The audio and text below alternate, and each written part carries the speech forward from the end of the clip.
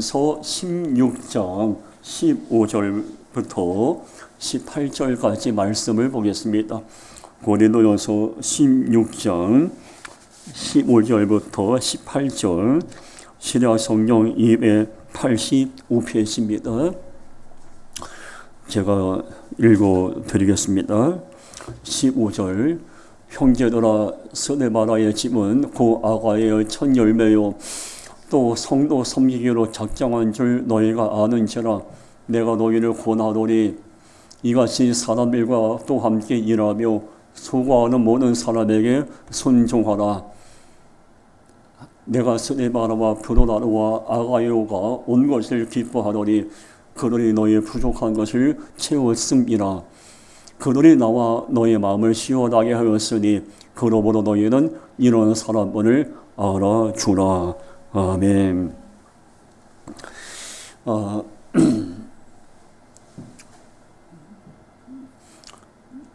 나는, 우리 모두는, 여러분은 누군가에게 어떤 사람으로 기억되고 있습니까? 우리는 언젠가 삶이 마감이 되면은 하나님이 부르신 그날에 천국을 가게 될 겁니다.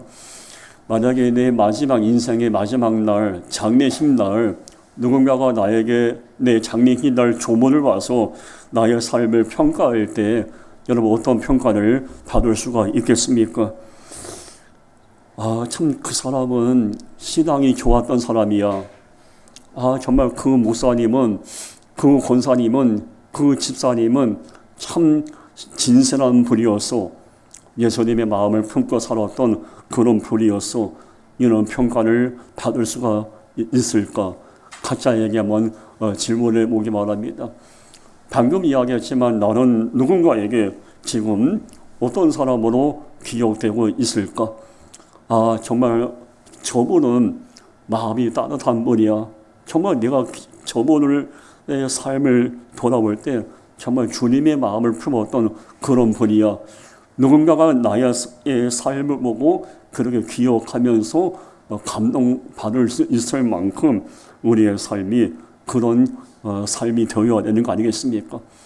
근데 가만히 보면 우리는 누군가에게 어떻게 많이 기억되고 어떻게 많은 사람들이 나에 대해서 평가하냐면은 그 사람 못된 사람이야. 예수 믿지만은 겉과 속이 다른 사람이야.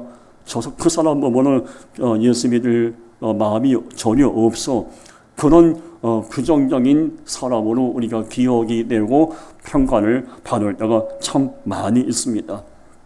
여러분 그 고린도전서 10장 32절에 이런 말씀이 있죠. 화면 넘겨주세요. 예. 유대인에게나 헬라인에게나 하나님의 교회에나 거치는 자가 되지 말고라는 말씀이 있어요. 두 종류의 인생이 있죠. 거치는 인생이 있고 누군가에게 비린도이 되는 인생이 있습니다. 거치는 인생이 어떤 인생이에요? 고통과 아픔을 주는 인생이죠. 온갖 방법을 동원해서 누군가의 눈에 피눈물 나게 하는 인생.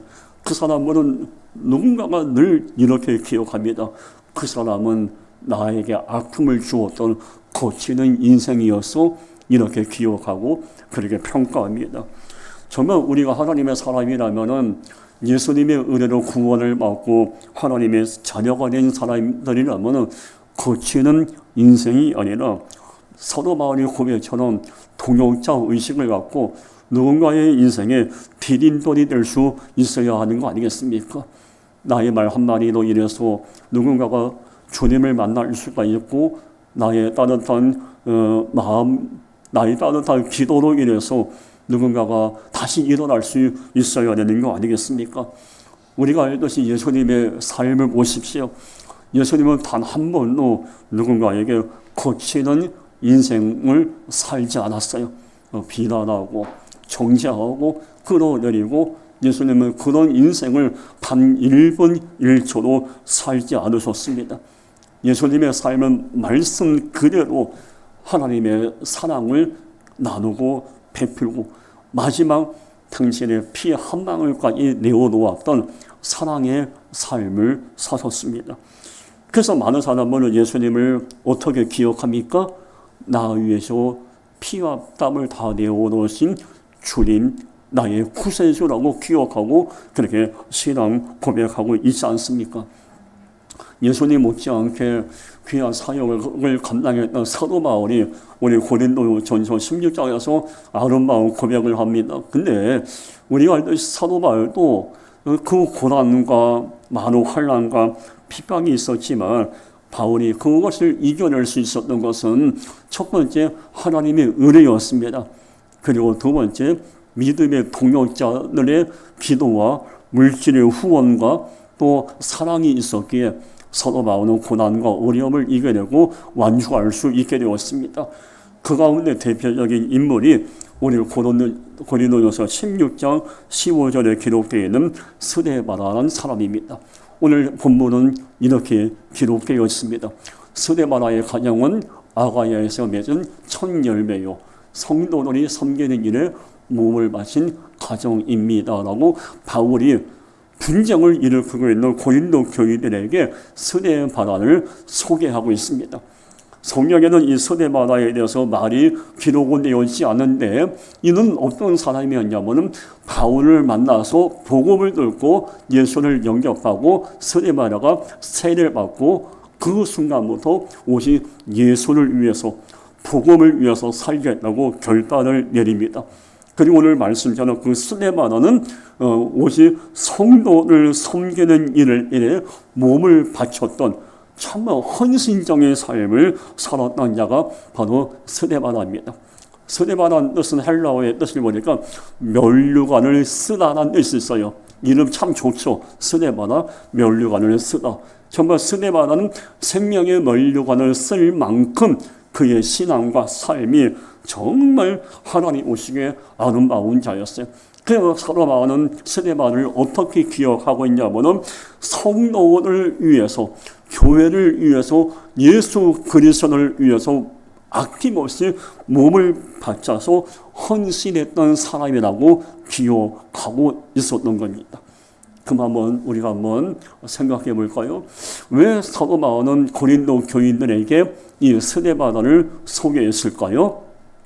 스데바라를 소개한 이유는 고린도 교회가 지금 분쟁이 일어났잖아요. 아볼로, 게마, 그리스도파, 바울파, 니파도 나눠서 서로 싸우고 비난하고 모함하고 이 고린도 교회가 엉망이었잖아요.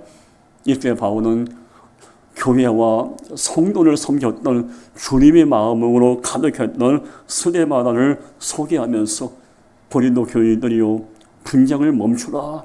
스데바라와 같이 주님의 마음을 품고 우리가 고린도 교회를 다시 회복시키자. 그런 마음으로 스데바라를 소개하게 됩니다. 여기서 중요한 것은 스데바라. 예수 믿고 난 다음에 이 사람은 오직 그의 몸, 건강, 모든 에너지를 성도를 섬기는데, 교회를 섬기는데 모든 에너지를 아낌없이 헌신했던 자입니다. 자, 여러분 어떻습니까? 하나님은 여기는 저와 여러분에게도 이 몸을 주셨죠. 그리고 우리에게 건강을 주셨어요.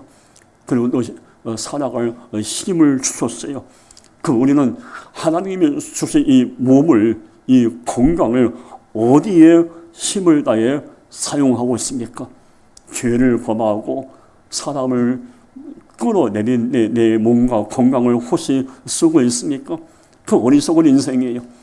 하나님께서 우리에게 몸을 주시고 건강을 주신 것은 선한 일, 복음을 전하고 영혼을 살리라는 내 몸을 주셨어요. 하나님이 주신 목적에 맞게끔 내 몸과 건강과 은사와 에너지를 사용할 수 있어야 돼요. 디모데후서 4장 17절에 너무 귀한 믿음의 고백이 있습니다. 주께서 내 곁에 서서 나에게 힘을 주시면 나도 말미암아 선포된 말씀이 온전히 전파되어 모든 이방인이 듣게 하려 하심이니 내가 사자의 입에서 건짐을 받았느니라. 바울은 고백합니다. 나는 몸에 가시가 있는 연약한 인생이다. 그러나 주님께서 나에게 힘을 주었다. 연약한 내 몸에, 부족한 내 몸에 주님은 영적 에너지를 주시고 힘을 주셨다. 그 힘과 건강을 나는 나를 위해서 쓰지 않고 오직 복음을 전하는데 이방인들을 살리는데 나는 아낌없이 내 몸과 건강을 사용하였다고 고백한 겁니다. 얼마나 아름다운 고백입니까? 지금 우리가 지금까지 살아오면서 나는 내 몸과 내 시간과 내 은사와 물질과 내가 갖고 있는 다양한 편을 나만을 위해서 사용했습니까? 아니면 복음을 전할 뿐만 아니라 하나님 기뻐하시는 일에 사용했습니까? 한번 각자에게 한번 질문해 보십시오. 로마서 14장 8절에 우리가 살아도 하면 넘겼어요. 예. 우리가 살아도 주를 위하여 살고 주를 위하여 죽나니 그러므로 사나 죽으나 우리가 주의 것이로라 말씀하고 있죠. 우리가 살아가야 할 이유가 어디 있습니까? 돈을 많이 벌고 좋은 데 여행 가기 위해서 살아가야 할 목적이 그겁니까? 사람을 남의 것을 빼앗고 나만 배부르고 나만 등다스하기 위해서 살아가야 하겠습니까? 우리가 살아갈 목적이 뭐예요? 좋은 자가용 타고 좋은 옷을 입고자 하는 것이 살아가야 할 목적입니까?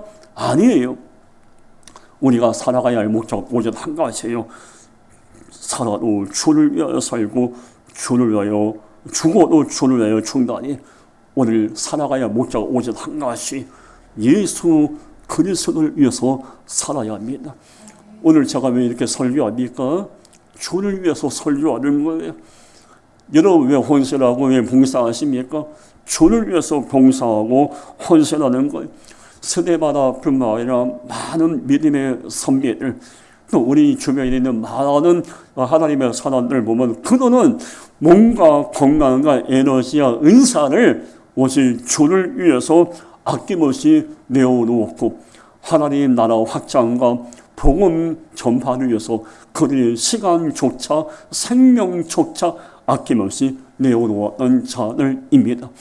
우리 지난주에 토요일날 출판 감사 예배 드릴 때 제가 주일날 잠깐 말씀을 했지만 아프리카에서 사역 중이었던 홍수정 선교사님이 오셨다고 말씀을 했죠. 남편 선교사님과 아프리카 케냐에 가서 복음을 전하고 아프리카에 있는 많은 영혼들에게 복음을 전하다가 남편 선교사님이 너무 안타깝게 먼저 소천하시고 하나님의 부르심을 받으셨어요. 그리고 홍수정 선교사님은 이제 홀로 남아서 사역을 하는 중에 몸에 원치 않게 큰 병이 찾아와서 어려운 가운데 그 어려운 가운데도 그분은 아프리카의 영혼들에서 복음을 전하고 있어요. 그분이 뭐가 아쉬워서 그 약한 몸을 갖고 병든 몸을 갖고 아프리카 케냐에서 복음을 전하겠습니까? 오직 한 가지예요. 비록 몸은 병들었지만 그 병든 몸을 갖고 주를 위해서 살고자 하는 마음이 있었기에 그렇게 헌신하고 계신 겁니다. 우리가 살아도 주를 위하여 살고 죽어도 주를 위해서 죽을 수 있어야 돼요. 근데 오늘 고린도 교회 교인들은 어때요? 살아도 나를 위해서 살았고 고린도 교회는 죽지 않으려고 몸부림쳤고 서로 비난하고 막 정죄하고 그런 내리는 것이 그들의 목적이었어요. 정말 우리가 그리스도인이라면은 예수님의 마음을 품고 바울의 마음을 품고 스데바나와 같은 믿음의 선배들의 마음을 품고 오직 내게 있는 모든 것을 주를 위해서 힘을 내어 드릴 수 있는 헌신할 수 있는 마음의 자세가 필요합니다. 그러면서 바울은 고린도 교인들에게 스데바나를 소개하면서 한 가지 권면합니다. 오늘 본문 고린도전서 16장 16절 보면은 이 같은 사람들과 또 함께 일하며 수고하는 모든 사람에게 순종하라. 이 같은 사람이 누구예요? 앞에 있는 스데바나와 아가이와 여러 믿음의 선배들. 이 사람들과 고린도 교인들이요 이제 분쟁을 멈추고 함께 마음을 모여 일을 하나 교회를 회복시키라라고 말한 겁니다. 이 중요한 말씀이라죠. 함께 일을 하며 함께가 뭐죠?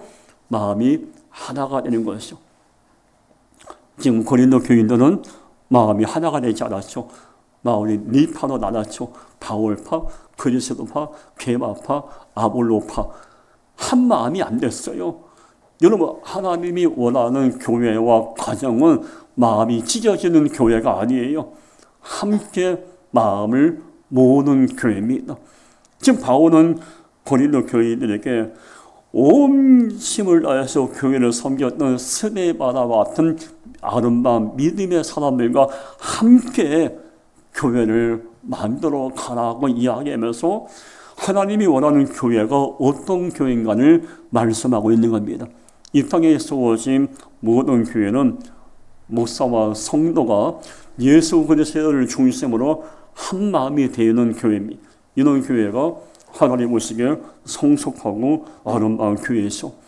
고린도전서 1장 10절에 보면은 우리가 반드시 마음에 담아야 말이 있어요. 여기 빨간 글씨만 보면은 같은 말을 하고 같은 마음과 같은 뜻으로 온전히 합하라고 말씀하고 있어요. 자, 같은 말, 같은 마음, 같은 뜻. 교회 안에 우리는 예수 그리스도가 교회의 머리가 되시고 우리는 각 지체로서 하나가 돼서 같은 말, 같은 마음, 같은 뜻을 품고 교회를 섬길 수 있어야 돼요. 근데 문제가 있어요. 사탄 마귀는 계속 우리가 마음이 하나가 되고 함께 하는 것을 계속 방해합니다. 마치 고린도 교회는 분쟁을 일으킨 것처럼 우리를 마음속에 너 헌금 많이 해줘라. 너 전도 많이 해줘라. 그러니까 사람을 이렇게 네가 높임을 받아야지. 너의 이름을 앞세워야지. 사탄은 계속 나를 앞세우라고 이야기하면서 마음이 하나가 되지 못하고 나를 교만하게 만들어서 분쟁을 일으키게 말고 저 사람은 말이야 기도도 하지 않고 나는 기도 많이 하는데 이런 교회 안에 비교의식, 교회 안에 어떤 견제의식을 사탄은 계속 심어줘서 교회를 무너뜨리고 있어요. 이럴 때 이 땅에 세워진 교회는 사탄이 주는 잘못된 악한 공격에 무너지는 것이 아니라 같은 말을 하고 같은 마음을 품고 같은 뜻을 품어서 교회를 하나님 앞에 아름답게 섬겨갈 수 있어요.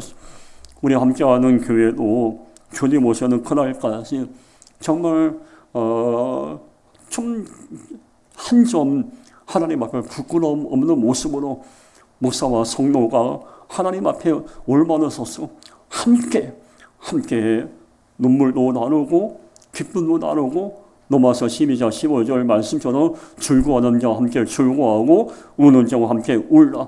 그 함께 울고 함께 기쁨을 나누고 함께 기도해주고 함께 손을 잡아주고 이것이 우리 함께하는 교회의 비전이고 당연히 이 땅에 세워진 교회들이 이런 교회의 모습으로 만들어갈 수 있어야 되는 거 아니겠습니까?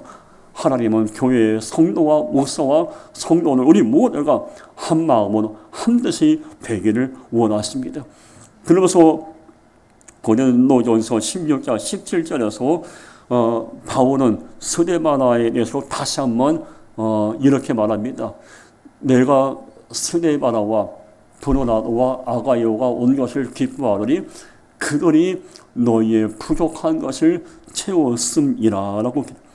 스데바나와 브로나와 아가이오 세 사람이면요 고린도 교회뿐만 아니라 주변의 많은 교회들이 물질적으로 어려울 때 물질의 부족함을 채웠던 자입니다.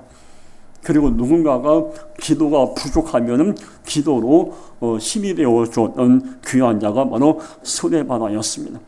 스데바나의 인생은 누군가의 부족함을 채워주었던 귀한 인생이었습니다. 두 종류의 인생이 있죠. 계속 빼앗고 사랑만 받고 관심만 받기 원하는 인생이 있습니다. 그러나 반면에 스데바나와처럼 예수님처럼 누군가의 부족함을 채워주고 누군가에게 더 나눠주고 누군가에게 십자가의 사랑을 공급해주는 귀한 인생이 있습니다. 지금 나는 어떤 인생을 살고 있습니까? 누군가의 갖고 있는 것을 빼앗고 짓밟고 사랑만 받기 원하는 이기주의 삶을 살고 있습니까? 아니면 정말 십자가의 마음을 품고 부족함을 채우는 그런 인생을 살고 있습니까? 각자에게 한번 질문해 보십시오. 부족함을 채워주었다.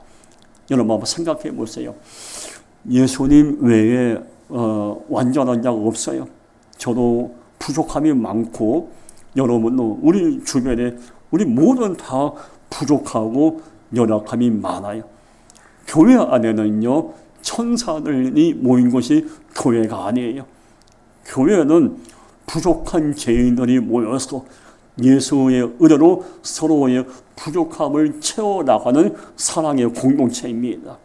저 예전에 신학교 입학할 때 저는 처음에 신학교 가보는 다 천사들만 오는 줄 알았어요. 왜 다 목사님 되려고 오는 사람들이니까 다 기도 많이 하고 이제 다 착하고 다 그런 사람들만 신학교 오는 줄 알았어요. 근데 가서 신학교 다 들어가 보니까 그게 아니에요. 뭐 이거 포악한 사람도 있고 뭐 함부로 말하는 사람도 있고 별 사람들이 많은 거예요. 근데 결국은 그런 분들은 신학교 2학년 넘어가면서 다 포기하고 이제 세상으로 가고 정말 목회자가 되겠다는 분들만 남아서 신학을 졸업하고 대학원을 졸업하고 이제 목회를 하고 있습니다. 제가 무엇을 말하고 싶냐면요, 신학교가 되든 교회가 되든요, 깨끗하고 착하고 완전한 자가 모인 것이 아니에요. 특별히 교회는 출신과 배경이 다 달라요. 신앙의 깊이가 다 다릅니다. 어떤 사람은 신앙에 열렬이 있고 어떤 사람은 신앙의 깊이가 낮은 사람이 있어요. 어떤 사람은 상처와 아픔을 끌어안고 교회에 나오는 사람이 있고 또 어떤 사람은 삶이 안정되고 경제적으로 여유가 있는 상태에서 교회에 나오는 사람은 많아요. 여러 사람들이 모이는 것이 바로 교회입니다. 중요한 게 뭔지 아십니까? 교회 안에서 누군가가 혹시나 부족함이 보이면 우리는 그를 채울 수 있어야 돼요. 예를 들면 그 사람이 신앙에 초보라서 신앙에 믿음이 아직 어린아이 신앙이라면 정죄하는 것이 아니라 그가 장성한 신앙으로 성장할 때까지 기다리고 그를 축복하고 기도해주고 그의 약한 신앙을 우리가 말씀으로 양육하며 채워줄 수 있어야 돼요. 부족함을 채워줬다. 누군가가 아픔과 상처가 있다. 그러면 교회 안에서 정말 오른손이 아닌가 왼손에 모르게 아픔과 상처가 있는 사람을 우리가 품어주고 기도해 주는 것, 이것이 바로 부족함을 채워주는 겁니다. 누가복음 6장 38절에 이런 말씀이 있어요. 주라 그리하면 너희에게 줄 것이니 그 후일이여 누르고 흔들어 넘치도록 하여 너희에게 안겨주리라. 너희가 헤아리는 그 헤아림으로 너희도 헤아림으로 도로 받을 것이니라. 여기 보면 두 가지 명령이 나오죠. 주라가 무슨 뜻일까요? 부족함을 채워주란 얘기예요. 정죄하지 말고 비난하지 말고 내가 할 수 있는 범위에서 내 형편껏 누군가의 부족함을 채워주란 얘기예요. 손을 잡고 기도해주란 얘기예요. 누군가에서 축복 기도해주란 얘기예요. 누군가에서 눈물로 함께 그 아픔을 이겨내고 누군가의 그 상처를 싸매주란 얘기예요. 이 주라, 누군가의 부족함을 도마 위에 올려놓고 남도질하는 것이 아니라 그 사람만의 부족함과 상처와 아픔과 눈물을 품을 수 있어야 하는 얘기예요. 너희의 헤아림으로 그 헤아림으로 너희로 헤아림을 도로 받을 것이요. 헤아린다는 얘기 뭘까요? 상대방의 아픔과 상처에 관심을 갖는 거예요. 여러분 마태, 마가, 누가, 요한복음 보십시오. 예수님은 병든 자들, 장애우들, 또 소외된 자들, 또 귀신 들린 자뿐만 아니라 정말 사회에서 버림받고 이렇게 손가락질 나오는 자, 그들의 마음을 다 헤아렸어요. 예수님은 그들의 부족함을 정죄하지 않았어요. 그들의 연약함을 비난하지 않았어요. 오직 예수님은 그들의 부족함과 연약함을 헤아리고 품으셨어요. 이 주님의 마음이 우리에게 필요한데, 여기는 저로부터 시작해서 우리는 헤아리기는커녕 우리가 얼마나 비난하고 정죄하고 나를 심밀게 하는 사람이 있으면 똑같이 아픔을 줘야 마음이 풀리는 것이 우리의 연약함이 아니겠습니까? 저도 며칠 전에 좀 마음이 좀 심물었어요. 제 마음에 요동을 줬던, 제 마음을 뒤흔들었던 그 누군가에게 제가 사실 마음이 편치 않았습니다. 그러나 기도하는 중에 가만히 기도해 보니까 정말 아직까지 그래도 내 안에 그가 내게 어떻게 다가왔는지 내가 마음이 편안한 상태에서 더 따뜻하게 대해주어야 하는데, 그러지 못한 저를 보면서 아이고 나도 아직까지 주님의 마음이 부족하구나, 그걸 깨달았게 돼요. 그래서 오늘 말씀처럼 스데반뿐만 아니라 예수님이 부족하고 또 연약한 자를 품고 헤아렸던 그 마음이 내 안에 더 넘쳐나야겠다는 그런 마음으로 한번 생각해 봤습니다. 한 번밖에 살지 못하는 인생을 남의 것을 그냥 빼앗고 짓밟는 인생이 아니라 막 정죄하고 너 왜 기도 안 해? 너 왜 전도 안 해? 너 왜 그래? 이런 부정적인 파장이 아니라 상대방의 부족함과 연약함을 다 품을 수 있는 이런 성숙한 마음이 우리에게 필요한 것이죠. 신명기 15장 7절과 8절에 이런 말씀이 있죠. 가난한 형제에게 내 마음을 완악하게 하지 말며 내 손을 움켜쥐지 말고, 8절 보면은 반드시 내 손을 그에게 펴서 그에게 필요한 대로 쓸 것을 넉넉히 부어 주어라고 말씀하고 있죠. 오늘 신명기 15장 7절과 8절은 우리에게 어떤 말씀을 줍니까? 이 말씀은 손을 움켜쥐지 마라. 가난한 자가 있거나 또 고통 나가는 자가 있으면 손을 움켜쥐지 말라는 얘기 뭐예요? 그래 18절에 손을 펴라 그랬어요. 움켜쥐지 말고 손을 펴라는 얘기는 나의 사랑이 필요하고 나의 기도가 필요한 자에게 정말 진심을 다해서 그들에게 힘이 되어지고 기도해주고 품으란 얘기예요. 이것이 십자가의 사랑입니다. 누군가의 부족함을, 누군가의 연약함을 내가 손을 펴서 그를 품어준다면 하나님께서 얼마나 기뻐하시겠습니까?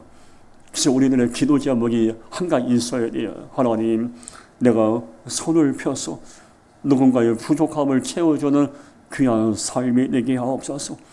축복을 육성하는 삶이 되게 하옵소서.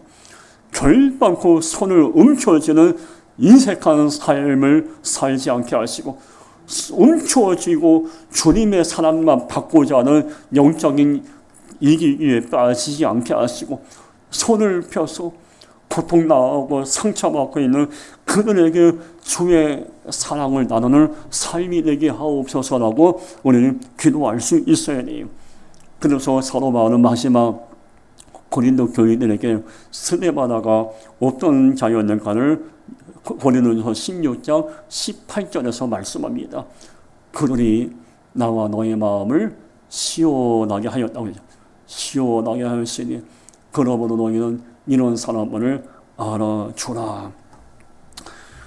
스데바나는 사도 바울을 뿐만 아니라 고린도 교인들의 마음을 시원하게 해주었던 그런 인생이, 시원하게 한다는 얘기를 찾아보니까, 원뜻을 찾아보니까요, 마음에 감동을 주었다는 뜻이에요.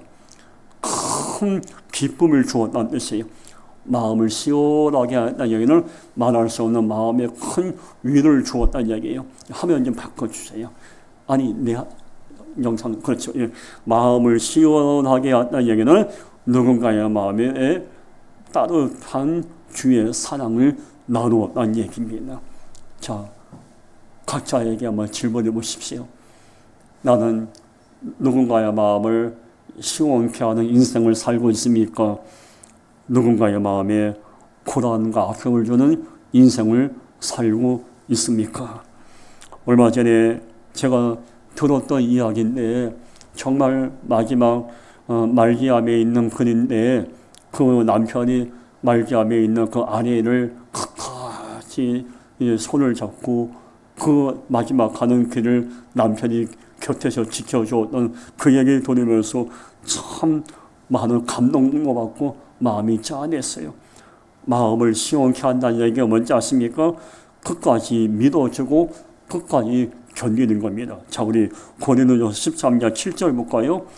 사랑은 모든 것을 믿으며 참으며 모든 것을 믿으며 모든 것을 바라며 모든 것을 견디느니라. 자, 이 말씀하고 아까 마음을 시원케 하냐 같은 말이에요. 마음을 시원케 한다는 얘기 뭡니까? 그를 끝까지 믿어주고 그의 고난과 아픔을 함께 견디고 끝까지 믿어주고 끝까지 견디고 함께하는 겁니다. 방금 이야기했듯이 말기암에 걸린 사랑하는 아내를 위해서 끝까지 옆에서 힘이 되어주는 남편의 모습, 그리고 남편을 끝까지 믿고 남편에 대한 미안한 마음, 병든 나를 간호하는 감명하느라고 애쓰고 고생하는 남편을 보면서 감사하고 나를 그 남편을 믿어주는 이 아내와 이 남편, 평생에서 이런 뭐라 말할 수 없는 예수 그리스도의 사랑을 나누면서 남편은 아내의 마음을 시원케 하고 있었고 아내는 또 남편의 마음을 또 시원케 하고 서로 믿음을 서로 견뎌가면서 그런 시간을 보내는, 물론 안타깝게 이 사랑하는 아내가 이제 삶이 끝나고 소천 받으셨지만 그러나 마지막 그 시간까지 남편은 그 아내의 마음을 시원케 하고 마음을 감동을 주었고 이 아내는 마지막 삶을 마감할 때 남편에게 그동안 당신이 내 남편이었음에 감사합니다 이 말 남기고 삶을 마감했다는 얘기를 들은 적이 있습니다. 여러분, 마음을 시원케 한다는 얘기 뭡니까? 내가 그를 믿어주고 끝까지 견뎌주고 끝까지 곁에서 손을 잡아주는 거예요. 저는 우리 함께하는 교회가 지금도 그렇게 하고 있지만 주님 오시는 그날까지 목사와 성도가 서로 마음을 시원케 하고 끝까지 믿어주고 서로 견디고 서로 손을 잡아 이런 아름다운 모습이 변하지 않았으면 참 좋겠습니다. 마음을 시원케 한다는 얘기 뭡니까? 끝까지 기다려주는 겁니다. 누가복음 15장 20절 보면은 이에 일어나서 아버지께로 돌아가니라. 아직도 거리가 먼데 아버지가 그를 보고 청은히 여겨 달려가 목을 안고 입을 맞추니 탕자의 비유죠. 탕자가 집을 나가서 아버지의 마음을 아프게 하고 집을 나갔어요. 근데 그때부터 아버지는 이를 팍팍 갈고 칼을 갈는 것이 아니라 아들이 나간 그날부터 아버지는 오늘 보니까 아직도 거리가 먼데 아버지가 그를 보고는 그를 봤다면 뭔 얘기입니까? 아들이 돌아오기를 기다렸다는 겁니다. 아버지는 자식이 나간 그날부터 돌아오기를 기다린 겁니다. 누군가를 마음을 시원케 하는 얘기 뭡니까? 끝까지 인내하고 기다려주는 거예요. 돌아올 때까지 기다려주는 거예요. 여러분, 여러분의 마음을 아프게 하는 사람이 있을 거예요. 미울 수 있어요. 이해가 안 될 수가 있어요. 정말 주먹을 하나 때리고 싶은 마음도 들 수가 있어요. 그러나 그 영혼을 불쌍히 여기고 하나님 저가 예수를 인격적으로 만나고 돌아오길 반드시 돌아올 수 믿음을 하고 기다리고 기도해주면 그의 삶이 탕자가 돌아온 것처럼 나의 눈물의 기도 때문에 그 인생도 변화될 수가 있습니다. 마음을 시원케 하는 인생을 살고 있습니까? 나는 어떤 삶을 살고 있습니까? 여러분 분명히 알아야 돼요. 우리가 누군가의 마음을 시원케 하는 것도 중요하지만 더 중요한 게 뭔지 아십니까? 하나님 아버지의 마음을 시원케 하듯이 더 중요한 것입니다. 하나님 아버지께 감동을 드리고 하나님 아버지 보실 때 부끄러움 없는 삶을 사는 것이 더 귀하고 아름다운 것입니다. 오늘 기도하며 찬양하고 기도할 때 하나님, 내가 하나님의 마음을 시원케 하고 많은 자의 마음을 시원케 하는 그런 인생 되게 하옵소서. 오늘 시간에 나의 모든